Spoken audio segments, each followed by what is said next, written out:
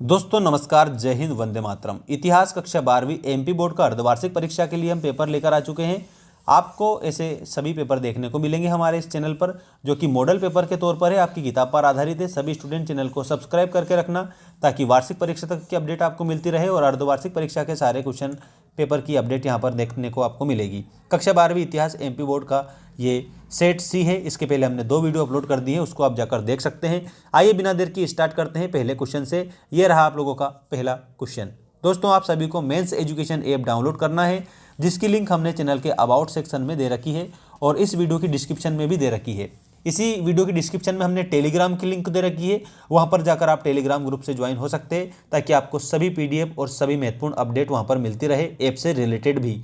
तो ऐप को भी डाउनलोड कर लेना और टेलीग्राम से जुड़ जाना। वार्षिक परीक्षा में अगर आपको सही तरीके का कंटेंट चाहिए तो चैनल से जरूर जुड़ना। ऐप को डाउनलोड करके कोर्स परचेस कर सकते हो। अभी हमने ऑफर भी चला रखा है, जिसमें कि 50% से लेकर के तो 95% कम फीस में आप लोगों को आपका कोर्स दिया जा रहा है। ऐसा मौका बार बार नहीं आएगा, ये भी आप सभी याद रखें। ये सिर्फ अर्धवार्षिक परीक्षा तक आप लोगों के लिए सुनहरा अवसर है। आइए स्टार्ट करते हैं पहले क्वेश्चन से। हड़प्पा लिपि लिखी जाती थी। तो दोस्तों हड़प्पा जो लिपि है उसके रूप में आप लोगों को करेक्ट उत्तर बताना है। बाएं से दाएं की ओर लिखी जाती थी। ऑप्शन नंबर आपका फर्स्ट वाला है, ये करेक्ट हो जाएगा।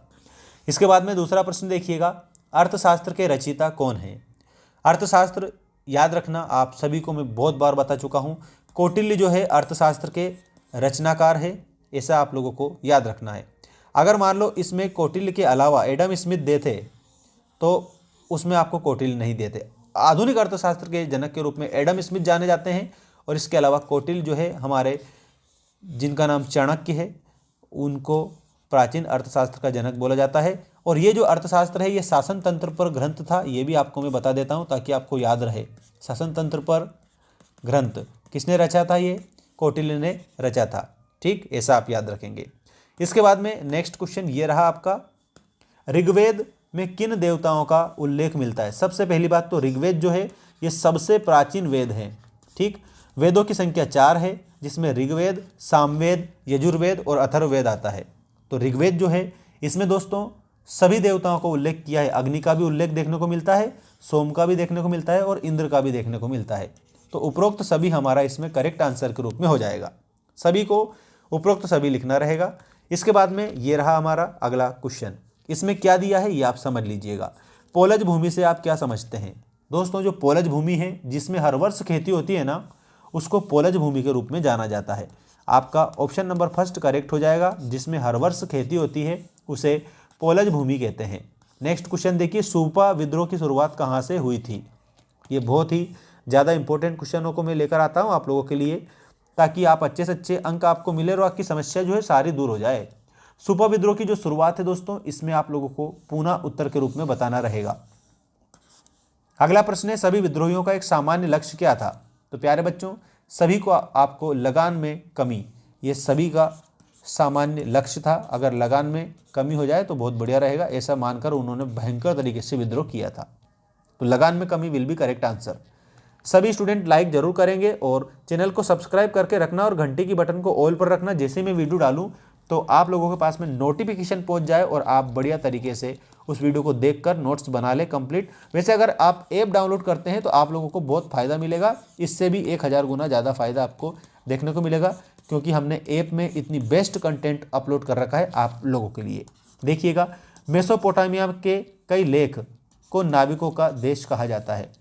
दोस्तों कई लेख में, तो दोस्तों मैं बता देता हूँ आप लोगों को, जो मेलुहा है, मेलुहा इसमें आएगा। मेलुहा को नाविकों का देश कहा जाता है। प्रभावती गुप्त की शादी राज परिवार में हुई थी। तो दोस्तों वाकाटक आप उत्तर में लिखेंगे। Vakataka will be correct answer. ऐसी महिलाएं जिन्होंने निर्वाण प्राप्त कर लिया है कहलाती थी। दोस्तों वो भिक्षुणी कहलाती थी, और भिक्षुणी के अलावा एक और नाम मैं बता देता हूँ। एक तो भिक्षुणी कहलाती थी और एक थेरी कहलाती थी। ठीक, निर्वाण का मतलब क्या होता है? निर्वाण का मतलब होता है दोस्तों मोक्ष। ये आपका करेक्ट आंसर होगा। मोक्ष किसे कहते हैं तो वो भी आप समझ लो, जन्म व मरण के बंधन से मुक्ति, इसे मोक्ष कहा जाता है। ठीक, ये आप स्क्रीनशॉट ले लें, क्योंकि कंटेंट में कितनी दम है ये आप देख ही सकते हो। इसके बाद में ये रहा हमारा नेक्स्ट क्वेश्चन। संस्कृत को विशाल पहुंच वाली भाषा के रूप में वर्णित किया है। तो इसके आंसर के रूप में आप लोगों को अल बरूनी लिखना रहेगा। ठीक है, इसके बाद में यहाँ पर पहले मैं बता देता हूँ, अल बरूनी में लिख देता हूँ, अल बरूनी ने वर्णित किया है। चावल की खेती के लिए प्रतिवर्ष 40 इंच से अधिक वर्षा की आवश्यकता होती है। अमेरिकी गृहयुद्ध ने भारत के कौन से व्यापार को अधिक बढ़ावा दिया था? इसमें आपको कपास उत्तर के रूप में लिखना है। भारतीय जनता कानून को काला विधेयक कहती थी, रोलेट एक्ट को काला कानून की संज्ञा दी थी। आप सभी को याद रखना है, रोलेट एक्ट, ऐसा आप सभी का आंसर हो जाएगा करेक्ट। इसके बाद हम आगे बढ़ रहे हैं, सही जोड़ी बनाइए वाला क्वेश्चन देख सभी का ये रहा सही जोड़ी वाला क्वेश्चन। इसमें जितना भी हम बताएं सारे आप लोगों के लिए याद करना है, बिल्कुल बेस्ट है। ठीक, देखिएगा, अल बरूनी, इसमें उज्बेकिस्तान याद रखना, उज्बेकिस्तान से आया था ये। ठीक है, कृष्णदेव राय, दोस्तों आपको मैंने पहले बता दिया था, तुलु वंश का प्रतापी राजा जो था उसका नाम कृष्णदेव राय। चाचर, चाचर के आगे आप लोगों को क्या बताना है? भूमि का एक प्रकार बताना है। चाचर ये भूमि का एक प्रकार। महलवाड़ी बंदोबस्त, महलवाड़ी बंदोबस्त के रूप में क्या बताना है? उत्तर भारतीय राज्य में। ठीक, महलवाड़ी बंदोबस्त। दांडी मार्च, तो याद रखना ये तो सबसे ज़्यादा बार पूछा गया है, 1930 करेक्ट आंसर हो जाएगा। पंडित नेहरू जी, संघ संविधान समिति, ये पंडित नेहरू जी आपको उत्तर के रूप में याद रखना है। अब आप इसका स्क्रीनशॉट भी ले सकते हैं। बाकी आपके लिए सभी के लिए बहुत बेस्ट कंटेंट हमारे द्वारा लाया जा रहा है, चैनल को आप सब्सक्राइब करके रख लेना।